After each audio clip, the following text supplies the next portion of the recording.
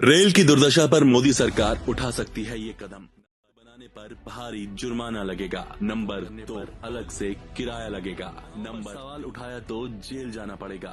Number 4, police की लाठी खानी पड़ेगी। नंबर 5, रील शेयर करना अनिवार्य। आपकी यात्रा मंगलमय हो।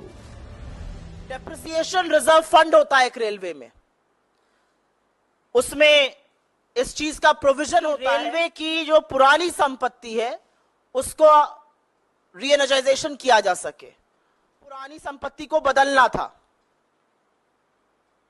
असलियत यह है कि जहां पर 58,000 थे वहां पर 600 करोड़ रुपए खर्चा हुए हैं। यह सीरियसनेस है सरकार की। आंकड़े इसलिए दे रही, कोई नहीं भाग सकता है। और ये सरकारी आंकड़े हैं, सीएजी के आंकड़े हैं, सरकार की पोल खोलते हुए आंकड़े हैं। आंकड़ों से कोई नहीं भाग सकता है। आप टेसू भर रील जरूर बना लीजिए, लेकिन आंकड़ों से कहां भागिएगा। सुरक्षा का पैसे से आप खरीद रहे हैं, डेप्रिसिएशन फंड आप खर्चा ही नहीं कर रहे हैं। रेल जो सबसे भरोसेमंद साधन होता था, लेट चल रही है।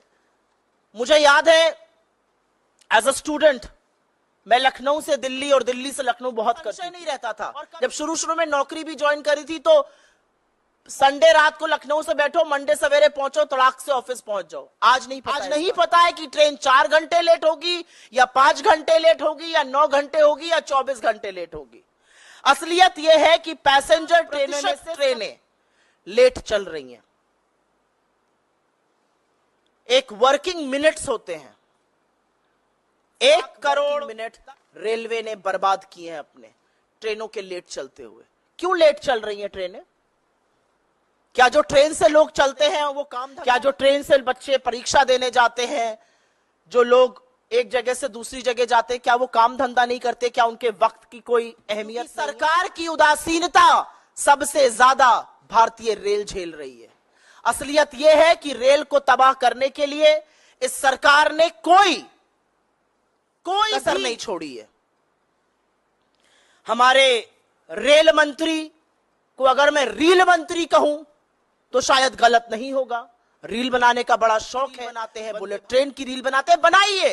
अरे 5 नहीं 50 बुलेट ट्रेन लाइए, लेकिन जो बेसिक रेल यात्रा लोगों के लिए है उसको तो सुरक्षित करिए, उसको तो सुचारू करिए। मिल रहा है आपको रेल को बेचकर, रेल की जमीन पर हड़प कर, रेल को निजीकरण करके? क्या मिल रहा है आपको? लोगों की जेब पर सिर्फ और सिर्फ डाका डाला जा रहा है।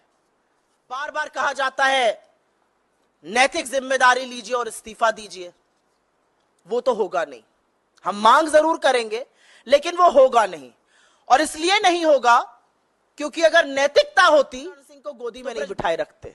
अगर नैतिकता होती तो अजय मिश्र टेनी को मंत्री बनाकर नहीं रखते। अगर नैतिकता होती तो प्रज्वल रेवन्ना के प्रचार में नहीं जाते। अगर नैतिकता होती तो इतनी निर्णायक नरेंद्र मोदी इस देश के प्रधानमंत्री नहीं बनते। So what is happening in this government is essentially flowing from the top. असलियत यह है पर रहते हुए व्यक्ति ने रेल को बर्बाद करने में कोई कसर नहीं छोड़ी है। और रही सही कसर जो है वो अश्विनी वैष्णव पूरी तरह से लगकर पूरी कर रहे हैं।